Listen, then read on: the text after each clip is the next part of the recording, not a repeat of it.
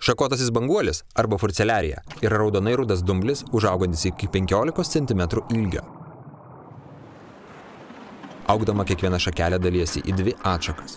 Europoje jis randamas nuo šiaurinės Norvegijos iki Biskajos įlankos, taip pat ir Baltijos jūroje bei Italijoje ir Sardinijoje. Rytinėje Baltijos jūroje jis gausiai auga Rygos įlankoje, vakarinėje Estijos salyno dalyje ir Suomių įlankoje. Tai vienintelis didelis makrodumblis, randamas prie Lietuvos ir Latvijos krantų. Banguolis suteikia buveinę daugeliu gyvūnų, daug žuvų rūšių, taip pat ir strimelės, naudojasi banguoliais kaip nerštavietėmis. Didžiausia grėsmė banguolių kelia eutrofikacija, buveinių sunaikinimas gilinant dugną ir išverčiant gruntą, žvejyba tralais ir užteršimas nafta. Pamatyk jūrą.